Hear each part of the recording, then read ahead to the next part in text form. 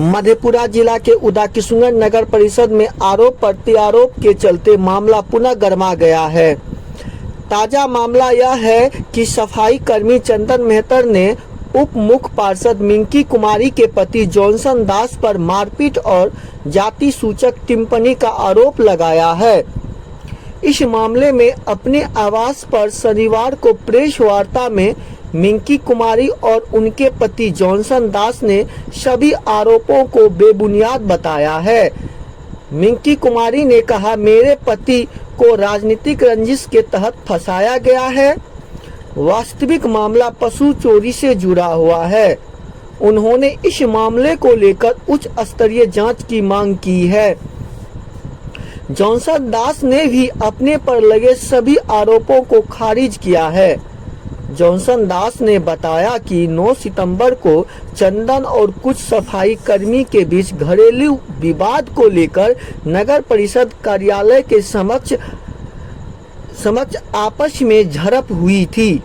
मुझे इस बात की सूचना मिली तो मैं नगर परिषद कार्यालय में करीब 10 बजे दोनों पक्षों को समझाने बुझाने की कोशिश की। घरेलू विवाद को कार्यालय तक नहीं लाने की सलाह दी। इसी मामले में 16 सितंबर को मुझ पर केस कराया गया।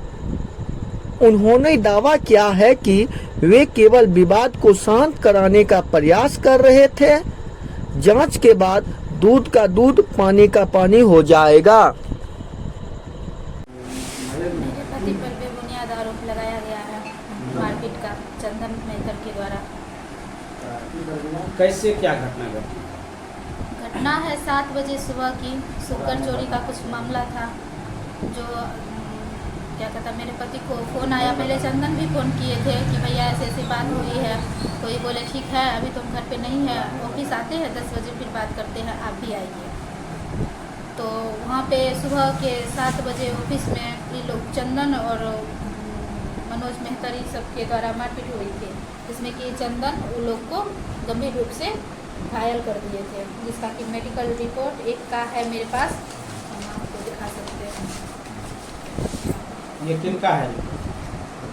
रुपेश का है, ये मेडिकल रिपोर्ट है, रुपेश कुमार। फिर क्या हुआ? फिर 10 बजे फ़ोन आया था कि भैया आप कहाँ हैं, तो ये ऑफिस गए। तो बोले ठीक है, चंदन को समझा देते हैं, दोनों में समझ में हो जाएगा, समझा बुझा के। तो ये समझाने के क्रम में ही उनके पास गए तो इन्हीं को बोलने लगे कि मतलब आप जो है ऐसे कीजिएगा तो हम आपको फंसा देंगे। आप क्या मांग करते हैं? हम मांग करते हैं कि मेरे पति पे लगाया गया जो आरोप है वो बेबुनियाद है। उनकी जांच की जाए सीसीटीवी फुटेज के द्वारा। अगर मेरे पति दोषी है तो उन पे कार्रवाई की जाए। अगर अन्यथा मेरे पति दोषी नहीं है तो जिन्होंने ये आरोप लगाया है उन पे मानहानि का भी केस दर्ज होनी चाहिए, क्योंकि ऐसे कोई किसी को भी कभी भी फंसा सकता है ना, किसी भी आरोप में, बेबुनियाद आरोप में। हम बस इतना ही चाहते हैं। क्या नाम और परिचय हुआ? मेरा नाम है उप मुख्य पार्षद मिंकी कुमारी, नगर परिषद उदाकिशुनगढ़।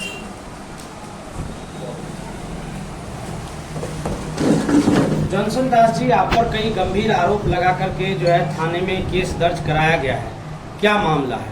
सबसे पहले सभी बड़े भाइयों को मेरा प्रणाम। आरोप लगा है जाति सूचक शब्द का प्रयोग करने एवं जो है कर्मी को आपने नगर परिषद कार्यालय में ही पीट दिया है, ऐसा आरोप आप पर लगा है। केस भी दर्ज हुआ है, क्या मामला है? केस दर्ज करना और आरोप लगाना तो आज के लिए आम बात हो गई। मैं जनप्रतिनिधि होने के नाते मुझे जानकारी सुबह में मिली चंदन के द्वारा कि भैया मेरा शुगर जोपुर में मार्च में चोरी किया, वो लोग पकड़ा गया फिर से, और पकड़ा गया और वो लोग को हम थाना में बंद करवाए हैं।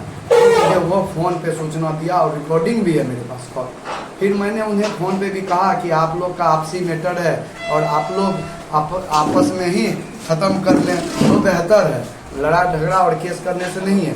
तो भैया मेरा 2.5 लाख रुपया कौन देगा, ये वो बोला। लेकिन मैंने उन्हें कुछ नहीं बोला, बोला आपस में मामला खत्म कर, ठीक है हम आके देखते। तो वो बोला कि भैया हम आपके घर जाते हैं। वो मेरे घर पे आया, उसी क्रम से पहले हम नगर परिषद कार्यालय किसी काम से पहुंच गए।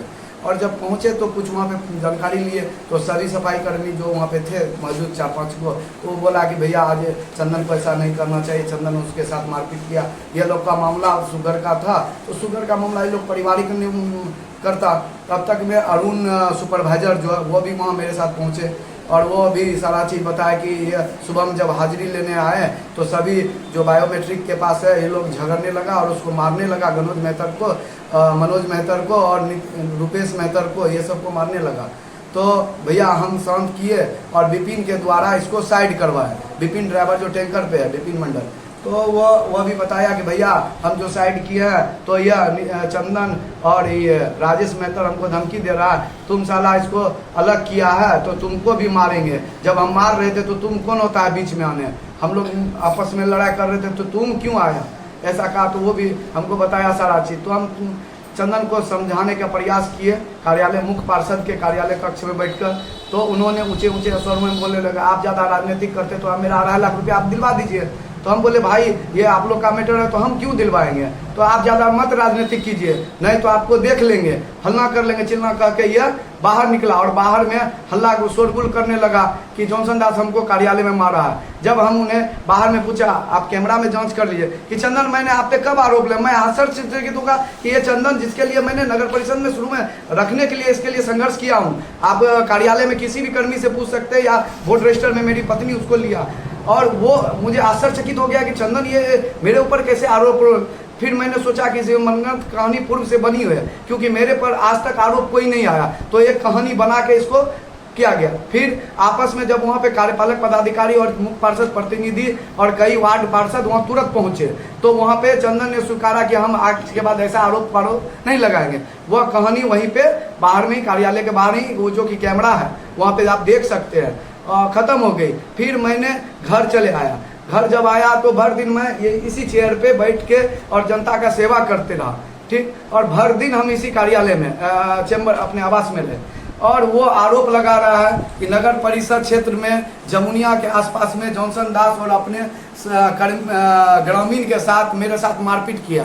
तो मैं जब अपने घर पे हूँ तो उसके साथ मारपीट करने कब गया, सरासर ये आरोप निराधार है।